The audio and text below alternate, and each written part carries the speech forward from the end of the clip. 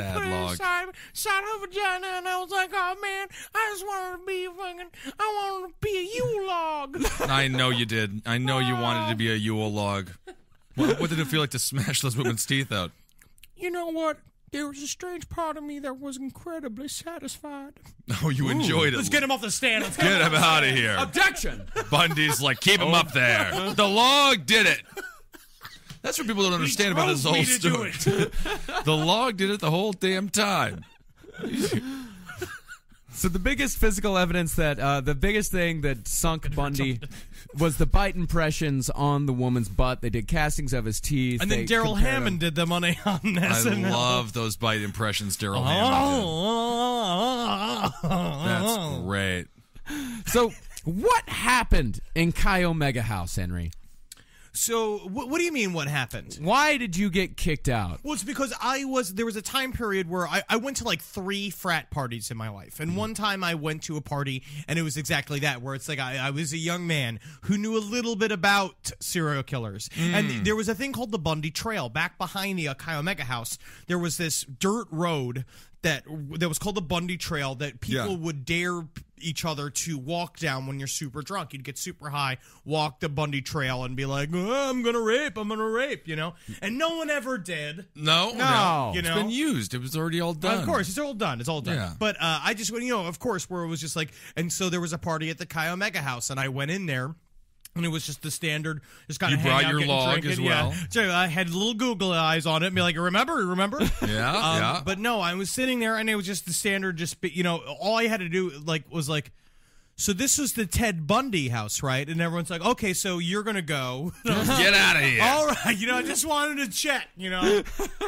Yes. So yeah, they just asked me to leave. Smell the blood. Yeah, I was a solid should've- 285 then. Oh, that's Wearing great. my Rasta hat, I had a knit cap that I wore and a dashiki. I think they were just looking for any reason to kick you out. Yeah, And as pretty soon as- much. Yeah. I was kind of cramping everybody's style. Yeah. Reeked of weed, you Right. know. But I was going through a sort of a pan-ethnic Yes. phase at the time. God. It's a sad phase that every college student has to go through. Yeah, everybody's got to go through it. Black for about 6 months. Yeah. So of course Bundy was convicted of the 2 murders first at Chi Omega, and then convicted again for the little girl. But during the penalty phase of the trial, this is kind of bizarre. He brings a woman named Carol Ann Boone. Now he's just doing crazy shit. No, he's just doing crazy Shenanigans. shit. He brings this woman, Carol Ann Boone, to this to the stage. I mean, really, it's more of a stage than a stand at this become point. a stage. Yeah. He brings her up to be a character witness for him so he could maybe avoid the death penalty. And by The Ted penalty. I like it. Yeah, the Ted penalty. By some obscure Florida law, if you ask someone to marry you while they are testifying under oath and they say yes, you are then legally married. Yep. He's and so brilliant. he brought her in there, and like at the end of her like testimony, like defending his character, he's like, "And will you marry me?" And she's just like, "Oh my God, yes! I've been waiting this whole time. Yes. And then they got legally married right there in the court. That's how I'm going to get married. I'm going to when you're stage on a trial for series. murder? Yeah, I'm going to stage a series of different murders, but it'll be like the end of the game. You know the. Oh yeah, where it all turns around, and your mom and dad are there. There's It'll like all be a ruse. band and stuff. Yeah. Oh, I've got a woman in mind. She's So going to be a you're character. not a murderer? No, actually, I love you. I gotta go. Oh, you didn't like this whole thing? I liked when you were a bad boy murderer, not when you're a big, stupid redhead stand-up. I gotta go. Well, that's why I ordered 3 dishes of Chinese food on Sunday. Very similar real date. All right. So, actually, and Bundy has a daughter out there. He impregnated this woman in 1981. And I bet she's super hot. She probably I'm sure is. She is. No one knows what her name is. Where they think she lives in Seattle Her name somewhere. is Gled Gundy. Gled Gundy. Not very good at making up names, are you, Gled? Yes, it's in my family history. We've never been able to. Isn't that funny? And so Bundy in 1980 was sentenced to death by electrocution for a 3rd time. This is the one that stuck. And this is where the famous photo of him screaming in court comes from. What did he say again? Tell the jury they were wrong! You know, And that picture is my desktop background right now on my that's computer. nice. I love that because if you look, it looks like he's holding his hand over his head while he's screaming. That is just the face that you would see if you were one of his victims. Yeah. It's a face that he was so properly constructed everywhere he went that this was like the one time when he lets go and you just see the face. I'm sure that's when everyone's like, yep, he's going nailed to the it. chair. Yep. Yeah, nailed it. And he did not put away his jailbreak ways. In 1984, guards found 2 hacksaw blades hidden in his cell. Of course. A steel bar in one of its windows had been sawed completely through at the top and bottom and glued back in place with a homemade soap-based adhesive. And I have heard a theory that Bundy did actually escape from prison and killed and then returned just to prove that he could do it. You know, like on mean, modern day that's the thing. Robin Hood. And then we also Sort of. read that we also read sort of. And then we also read that other possibility is that the Republican Party looked, you know, basically they were looking at the long game back in the 1970s, and they thought that this Ted Bundy could really be a great, you know, he could be an amazing president. I agree, And then yeah. he had a sort of dead ringer quality for a young George W. Bush. And that George W. Bush was murdered, and that Ted Bundy, like they were switched. Yeah. George W. Bush That's was great. put up for the crimes of Ted Bundy. It was all framed, and that Ted Bundy was really George W. Bush, who was a 2-term president here in America. That's and right. that can explain some of these policies. right. Well, I never heard that theory before, but I'll tell you, it's not right. It is not right.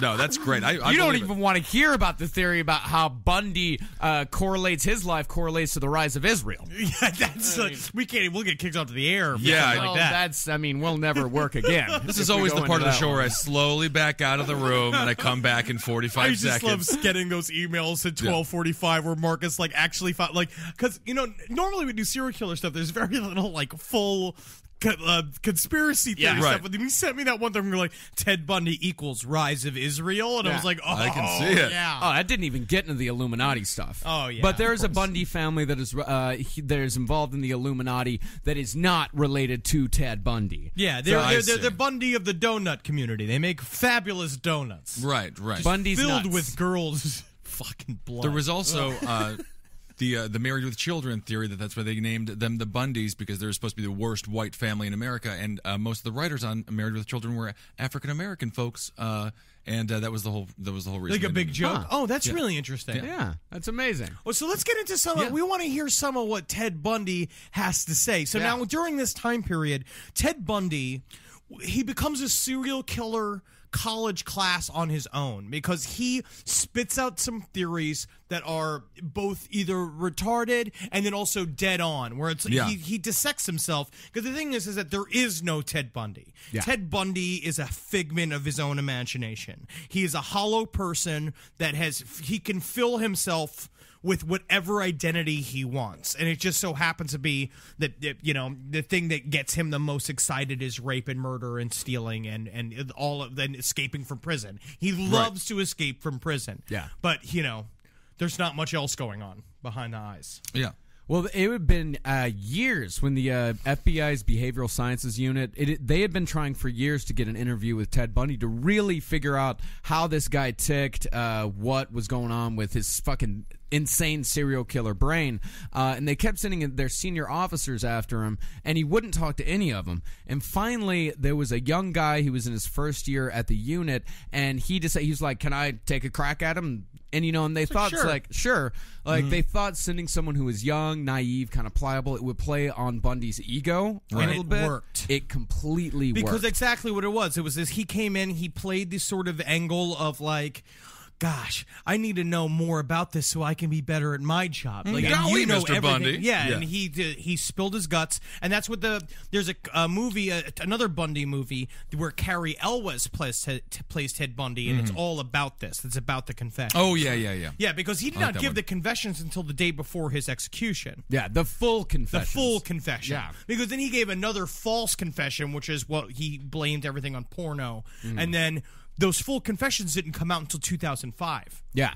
and we've got them. Yep. Yeah. And it's shitty audio quality. That's the one thing. It's really bad audio quality. It's better so if you bear listen with on us headphones, but it's there. It's I guess it's been copied like 90 times. It's been copied, and and of course, they're recording this stuff in 19. Well, a lot these come like through I think like 3 or 4 years of interviews with Yes. Bundy, like these clips, because there are hours and hours and hours of tape footage, and all of this stuff was smuggled out by someone in the FBI. It was leaked by someone in the FBI, but it's only small snippets. Like, there's very little narrative to this whole thing. I have the full confessions, and I'll put them up on the Facebook page. Fucking A. All right, well, we're going to Not listen. that I listen to them once a week. No, you would never do that. I know, I don't listen to the Jonestown death tape all the time. I mean, it's just... No, not like you literally just toss it on and you sit and, well, Nikki's like cooking in the other room and you're she's like, what are you listening to? And you're like, shut up! Shut up! It's not my happy place at all. Okay, let's listen. All right. Ted Bundy in his own words. Well, can you hear that? I can hear it, yeah. Okay. I just said that the Hawkins girl's head was severed and taken up the road about 25 to 50 yards and buried in a location about 10 yards west of the road on a rocky hillside. Did you hear that? See, he had a really hard time when getting into the Grizzly stuff. Like, once he started talking about the Grizzly stuff, because that was what they were saying. There was a plea bargain that was put up before the third conviction. There was a plea bargain that came out that said if he admitted to the 3 of the murders at the Chi Omega house, he would get a solid 75 years and no death penalty. And he was working on it, and he said yes for a while, and then basically he just couldn't handle the fact that he would have to tell people that he was guilty, because then that would fully shatter the illusion that he was because that's what pathological liars do. It's the idea is like you live the lie, and so there's no crack in the lie. Like you can, because then no matter what, you can keep going down being like no, it's real. But finally with this, that's why you'll notice with all of these tapes, every time he says something, he's very trepidatious about saying anything about like the bodies, like what he did, because that was where the real shame was. Yeah. But it was also where the sweet nut went. Yep. That's his alone time. It's tough to share that with people. All right, let's hear another one. Let's see. We were to the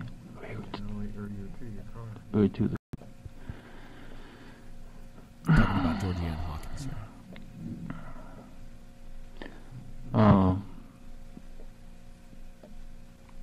And basically when I reached the car, what happened was I knocked her unconscious with the crowbar Where do you have that? by the car, Outside? outside and back of the car. Did she see it? No. Okay. No. And then there were some handcuffs there, along with the crowbar. Along with what? The crowbar. Yeah. And I handcuffed her and put her in the passenger side of the car and drove away. Was she alive or dead? Oh no, she was quite she was unconscious, but she was very much alive. I mean, I wouldn't say very much alive. I mean, she's like she's more like she's pre-dead. Yeah, sort of soon to be dead. Well, and What that's a how I fucking met your mother. monster Huh? this guy was. Like, honestly, God. like in terms out of all of them, as much as like I always give my to me the ultimate monster will always be Jeff Dahmer, just because he's he's just got the look. He's got the look. But like Ted Bundy was just a perfect wolf in sheep's clothing. Yeah. Like, and that was the thing, too, is he could get any woman he wanted. People described him as beautiful. There's the fact that, like, now it's become a cliche how handsome he was, but that's what everyone says. He was a beautiful looking man. He had a rugged, like, just a thing about him. He was just, like, magnetic. And then he's he uses it in the most grisly, because all of these women were brutally murdered. Yeah. Oh yeah. Because they were bludgeoned to death. There's like nothing. There's not like being beaten to death is probably the worst way to go. Yeah. Yeah. Except for maybe being burned alive. Yes. Or buried alive. Yeah, because it's long. Buried it takes alive is the minutes, worst. You know, buried alive is the worst. yeah. Well, we figured that out. That's good. That's good. All right, we have more confessions. Yeah, we've got more, and these last three, all of these he's been talking about Georgianne Hawkins, who this was a girl that he kidnapped from a well-lit alley during finals week. Yes. So so here's another part of that confession. It's all sexy circumstances too. It's just like finals week. It's the 1970s. Nobody's wearing a bra. No, definitely not. This is probably the hardest part. I don't know.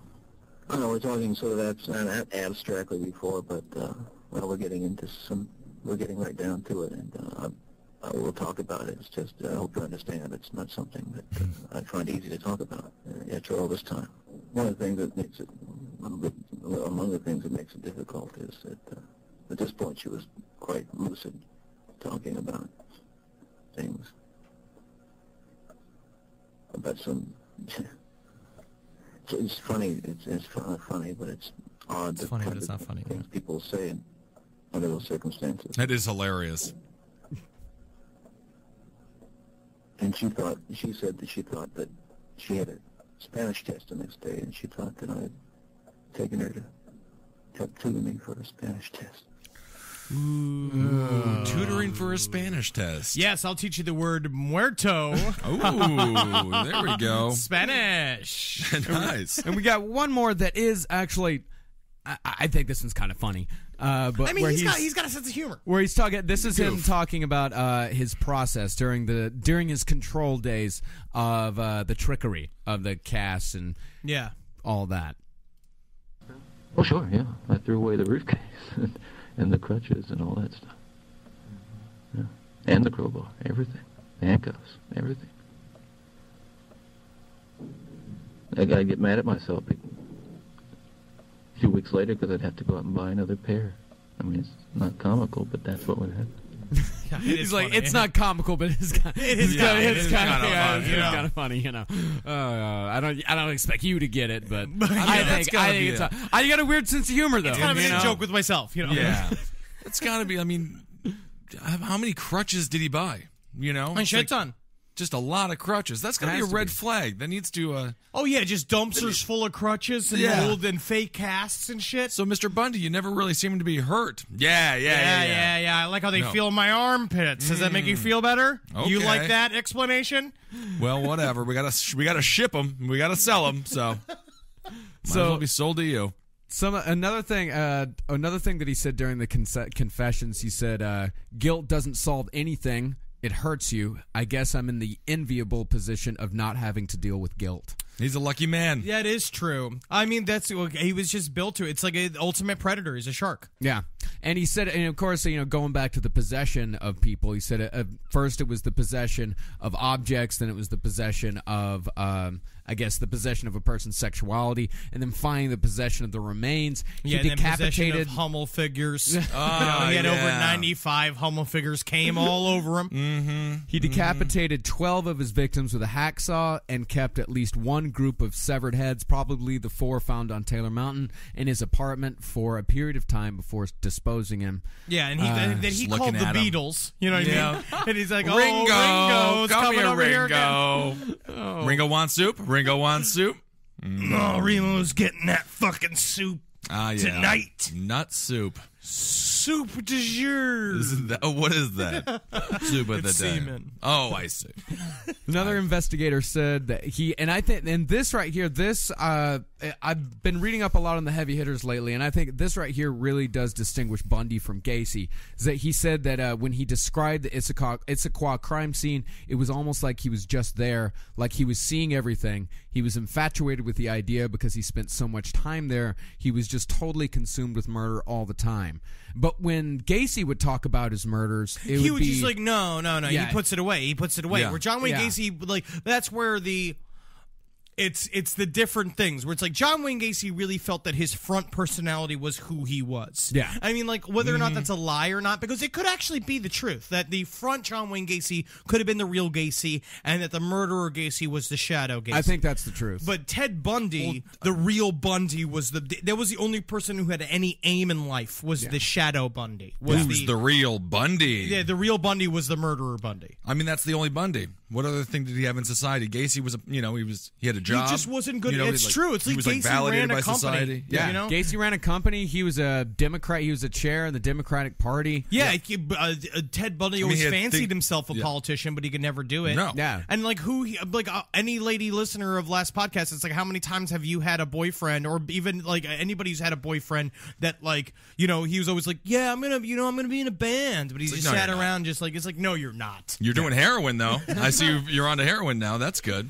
So Bundy, in his confessions, of course, he withheld many details in the lead up to his execution because he was trying to get a stay of execution. They started calling it Ted's Bones for Time scheme. Yeah, it's so interesting because then when Bones we're for talking time about that, scheme. because that's when he got involved with helping them find the Green River Killer. Yeah. Again, he knew nothing, but he was Right. just because he would show up with like reports. Like he'd go and like write reports and come back and be like, "Here's my information." It's like, look, I wrote all about the psyche, and it's all like garbage. Yeah, it's all garbage. And yeah, by the way, they didn't catch Gary Ridgway for another 17 years.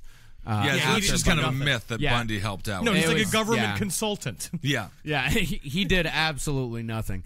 But of course, him trying to postpone his execution by withholding details, it pissed people off, and it kind of made them they fast-tracked Bundy's case. Oh, yeah. They fast-tracked his appeals to get him to the electric chair as quick soon as as they possible, possibly yeah. could. Again, because once a liar's out in the air, once a liar's like out on the spotlight, and it's all the threads are gonna come away from the fucking Yeah, spotter. and of course he had tons of scapegoats. He blamed his abusive grandfather, the absence of his biological father, Possible. the concealment of his true parentage, alcohol, the media, the police. He accused them of planting evidence, society in general, violence on television. He accused television programming of brainwashing him into stealing credit cards. because that's what turned it to. yes. I also felt like what was the case that used the Twinkie defense, or was something along? He used sugar as yeah. well. There was a big sugar push that he did with a mass consumption of sugar, deformed his mentality, and then see he it. also then pornography, which is just He's a little ridiculous with he's that. a I mean, little ridiculous. If 80s porno, that's nothing compared to what we have these days either. You know, that's No. like, it's pretty Yeah. soft core smut. Yeah, exactly. It's just like if porno made you a serial killer, Then. we would be like Pol Pots. Oh my God, yeah. We would be sitting It on would be mass graves. It would be a real nightmare. Oh, so pornography became his last and biggest scapegoat. So the day before his execution, he brought in Mr. James Dobson. Focus on the family. He's a total psychopath. Yeah, and this is what I went to. I went to his website, and this is what he said about Ted Bundy. Ted Bundy had something important to say, and he believed the media couldn't be trusted to report it accurately. Therefore, I was invited to bring a camera crew to record his last comments from death. What was it that Ted Bundy was so anxious to say? He felt he owed it to society to warn of the dangers of hardcore pornography. Thank you, Ted. And to explain how it had led him to murder so many innocent women and girls. I love With that- tears in his eyes, he described the monster that took possession of him when he had been drinking. His craze to kill was always inflamed by violent pornography. No, this is It's my just question. not. Is you like you really think you trust a serial killer? James Dobson's a psychopath. I remember hearing about this when I was growing up. They would always say that stuff. Porno leads to murder, and I'd be like, "What the fuck?" What are you talking about? Is this the fact that he would go to get a quote from the most infamous serial killer in like Right. American history, Yeah. and you see, James Dobson's the only one Ted Bundy could trust? Mm-hmm. Great. I mean, James Dobson is Bundy's last psychological victim, though. Dobson was like, "Wow, that's true. Okay, I never Absolutely. knew. Brilliant." So here we've got a few clips from Ted Bundy's interview with James Dobson. Here's him blaming pornography. Yeah. A young boy, and I mean a boy of 12 or 13, certainly. So gross. That I encountered outside the home again, in the local grocery store, or the local drugstore, the softcore pornography, what people call softcore. But as I think I explained to you last night, Dr. Dobson, in an anecdote, that as young boys do, we explored the back roads and sideways and byways of our So full of neighborhood, shit. and oftentimes people would dump the garbage and whatever they were cleaning out of their house, and from time to time we'd come across pornographic books of a harder nature than more graphic, you might say, more explicit nature than we would encounter, let's say, in your local grocery store. And this also included such things as, let's say, detective magazines and... Well, detective magazines, that was also something that they used in Ed Gein's defense, because Yeah. Ed Gein was he was obsessed with detective magazines and Nazis and all that sorts of shit. Yeah, but But I mean, so am I! we're Well, totally all right. fine for the most part. You know? So am I. I've got... I mean, I'm in pretty much my office right now, and I can see 4 true crime books from where I'm sitting. Oh, yeah. Just take a look at my living room. I was Yeah. looking at what people talk about. Like someone brought up on the Facebook page of just like, you know, being that guy who talks about weird shit when everybody talks about stuff. It's like, can you imagine being in our lives? What we're like in real life? Oh, man. God, it's hard to talk about anything else. It's like everybody's got that interesting thing, like during a lull in conversation, they've got they've got that thing. It's like, oh, did you know? Do you know that we had an astronaut exchange program with the alien civilization living on the planet Serpo? And they're all like, "Thank you, Henry. If you could please get out of the audition room, that Yeah, would you be gotta wonderful." go. You gotta get out of here immediately. Oh my God! All right, let's hear a little bit more from Ted Bundy. This is him talking about. This is where some of his like famous quotes come from. One of his most famous quotes come from. Basically, I was a normal person. I wasn't some guy hanging out at bars or a bum, or I wasn't a pervert in the sense that, you know, people look at somebody and say, I know there's something wrong with him, and just tell. I mean, I was essentially a normal person. I had good friends. I led a normal life, except for this one small but very potent and very destructive segment of it that I kept very secret, very close to myself, and didn't let anybody know about it.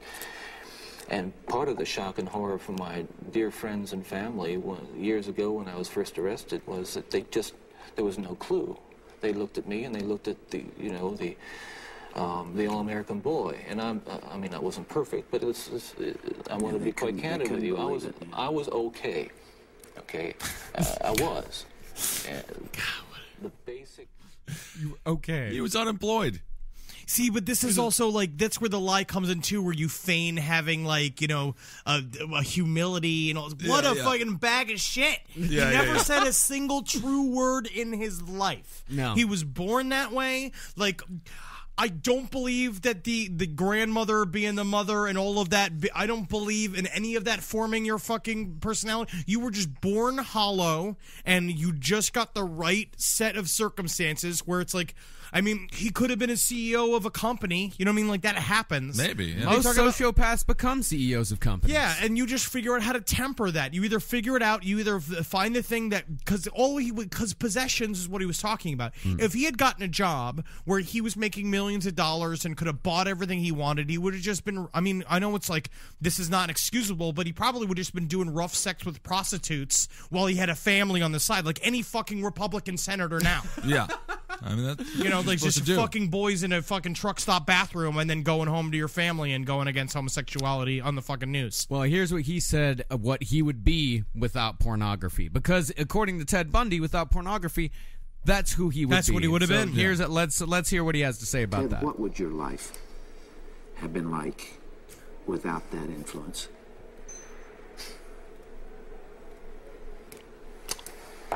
You can only speculate. Yeah. Yeah, yes, of course he can. He starts crying. Far better, not just for me, and it's, excuse me for being so self-centered here. It would have been a lot better for me and lots of other people. I know that. Lots of other innocent people. I just want to see a bullshit meter next to the head going like ding, ding, ding, ding, ding, ding, ding, ding. It would have been a lot better. There's no question, but it would have been a fuller life. Certainly a life that would not have involved, I'm absolutely certain, would not have involved this kind of violence that I have. Oh, fuck you. That I have committed. Yeah, maybe. Yeah, we all would have been scientists without pornography. When it comes down to it, some of us got better shit to do. Yeah, look at Some of us got pornography. other shit to do. You know. I love Jesus it. Christ. And here we have Bundy's final warning.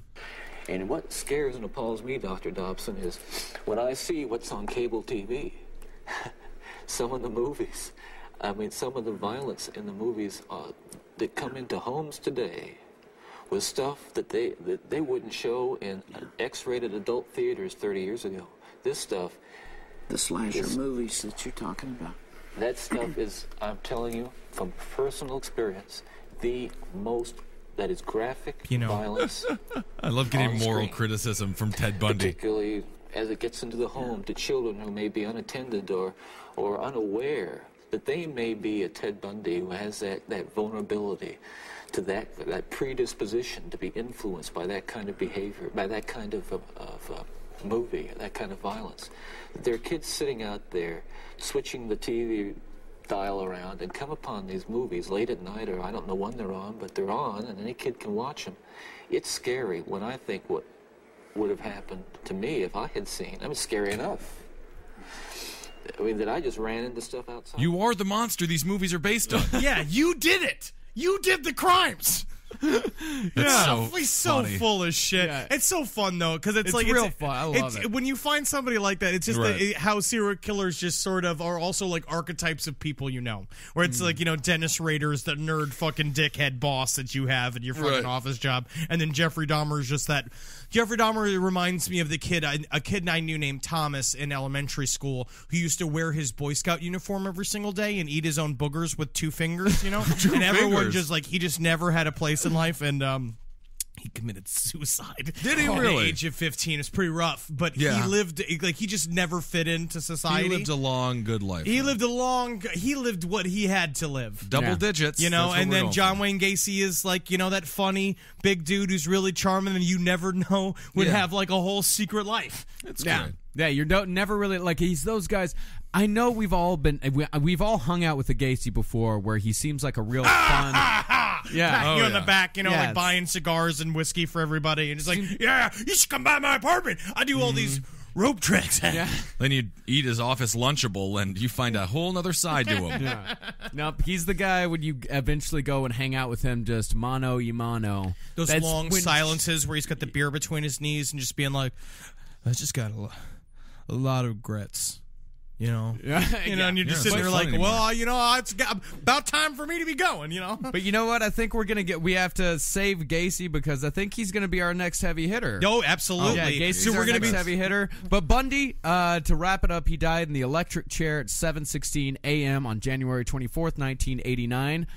5 days after my 5th birthday. Wow. An It's like estimated. he planned it that way. Yeah. Did you Sort guys of. watch it for your birthday? Did you guys all did they prop you up on Daddy's knee and you watched it on TV? Nope. As I've Oh, said, what's he doing in the shaky? He's dying, son. no, as I've said before, I just cut his execution photo out of the Weekly World News and put it on my wall. But 2,000 Sullivan That's great. sang, danced, and set off fireworks in a pasture across the street from the prison as the execution was carried out. 2,000 people? 2,000. Wow. Have you seen the footage from it? It's pretty crazy. It's really amazing. crazy. It looks Yeah. like a Skinnerd concert. It That's really so does. funny. Yeah, I mean it's Florida. Yeah. Yeah. I wish I And could have these gotten people, to do a tight 10. That crowd sounds like a good crowd. They would have loved some of my bits. And it happened at 7:15 in the Yikes. morning, so those people have been drinking all night. So All they- night long. This is in Florida? Yeah, this Leave is it in to Florida. The most white The trash. tailgate out front of Yeah, the it's not fucking a execution. NASCAR event. And they set off The fireworks. They Seminoles had aren't playing. fireworks ready that they had saved from New Year's. That's so funny. You Guys know, are grilling Bundy's out. execution's coming up in about a month. You know what I got to do? Make some beer chicken. I love the beer chicken. And his remains were cremated in Gainesville, and the ashes were scattered at an undisclosed location. And that's just a Florida story. Isn't Yeah. that something? in an undisclosed location in the Cascade Range of Washington State, which is Oh, where all his heads are. That's so Yeah. nice. yeah, not exactly like they didn't. Reunited, and it's been so long. It could be on Taylor Mountain, who knows? But I'm sure Carol Ann Boone, his wife and mother of his daughter, probably took the ashes out and scattered them according. Probably to his put a will. whole clump of them up inside of her vagina. Yeah, I'm sure. Just to feel him one more time. Yeah.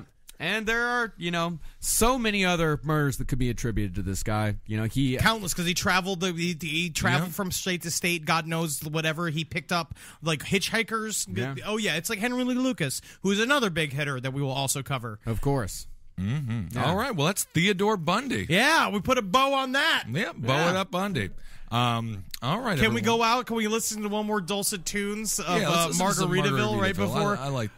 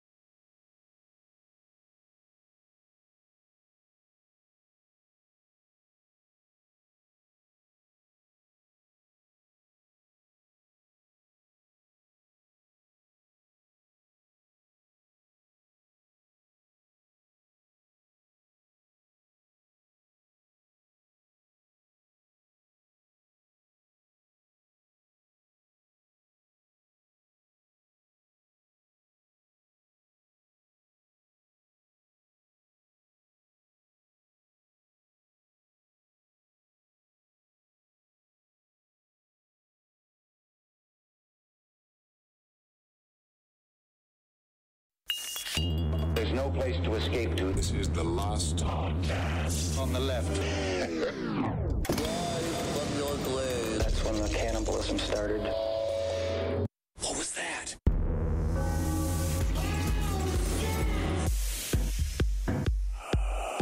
Oh, I'm having one.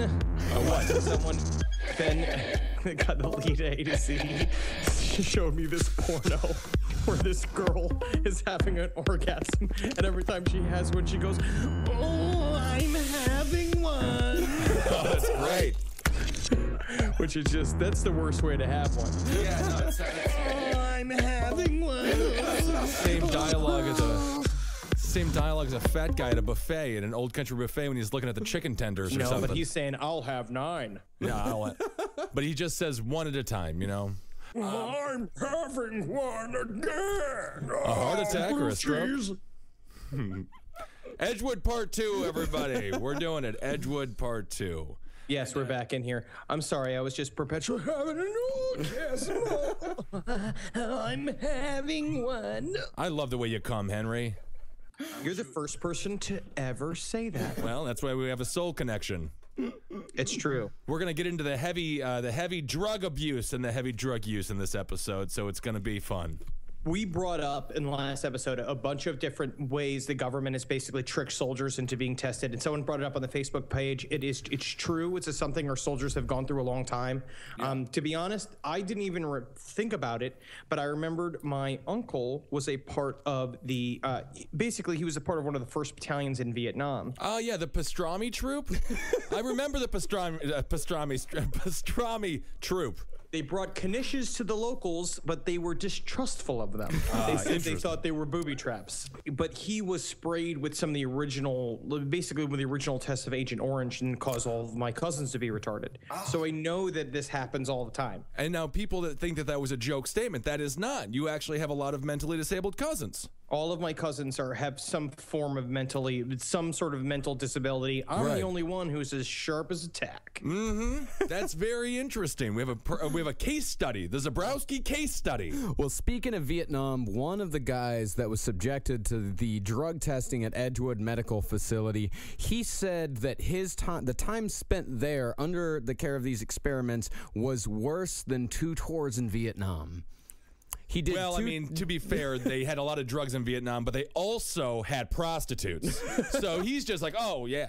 Technically, his first tour was a wine tour. Right. So everything after that must have been a letdown. Yeah, he left Vietnam and he didn't get a Purple Heart, but he was a professional som, which is very good. Also, before we really get into this episode, I'd like to remind everyone again, I hope you're not listening to this episode with your fucking shoes on. Take them off. Put on a bathing suit inside your house. Remove all your clothes. Tell everyone to just fucking lay off with the communication for an hour. That's right. Spark a fucking Jefferson's finger of the most premium fucking dragon eggs that you can, because we're gonna trip you out the same way these guys got tripped out, except you're not gonna get residual payments from the government. That's right. Smoke that racist Jefferson weed. I meant Thomas Jefferson. That's what I'm. Yeah, that's the one I was.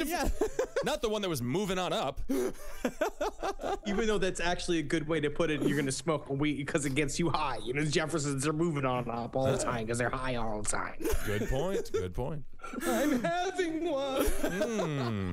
I'll have what he's having, please. So between 1955 and 1967, the military tested 740 soldiers and 900 civilians with LSD. What they would do is they would take these guys and they would lock them in these small, very poorly lit rooms with no doorknobs on the inside for some of the experiments. So those experiments they would lock them in the box, and there would be a guy on a phone talking to him on the other side while this guy was isolated. Others, they were just one-on-one interviews between the experiment and the scientist. And there are multiple videos of these interviews. There's a shit ton of them out there. If you watch the documentary Bad Trip to Edgewood, you can see a lot of examples of it. So what we're going to do right now is we're going to play you some of the LSD trips that these guys got into while they were under the care of these doctors at Edgewood. Now, a lot of them reacted differently. Some of these guys, they loved it. But that's like Dr. Ketchum's whole thing. Is that he said that basically he felt that the media was focusing on the people that had a bad trip. When they really needed to do was go and focus on the people that like fucking had their minds blown. Right. I agree. Which is true. And I also remember everybody who has tripped on acid or has done any sort of hallucinogen, remember the effects that you have when you took either 1 or 2 tabs of acid, right? So it's a feeling of heightened euphoria. You start giggling. You start maybe getting a little anxious. You get kind of uncontrol your body. It's easy for you to get like lost in a closet. Oh, yeah. Well, closets are very tricky to get out of with all the clothes in them, and you keep on tripping on shoes. That's the problem, because you keep seeing all your alternate selves. Right. You know what I mean? In all the clothes. But so imagine taking 6 to 100 times more than the normal dose of LSD, and then being forced to sit in a chair with a headset on and answer questions from your fucking boss. Right.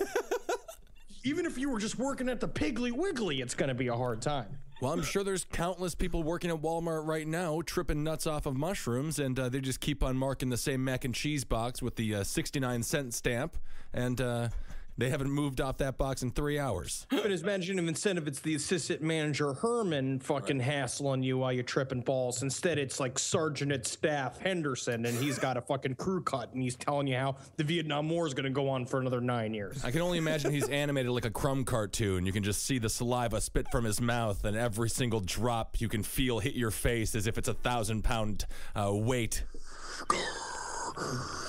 Every breath he takes, you can hear it like it's echoing through a cave. We're going to toss some tunes underneath these as well, correct? Of course. Who do you think you're fucking talking to here? All right, let's get to some rock and roll. Some tunes behind these things, so let's just trip. Hey. Okay. I'm sorry, Doc. Come on, baby. That's sorry. All right, Captain. All right. How do you feel? You feel like you're asking me now? I mean, yeah. it's all over. How do you feel right now? Can't figure it out.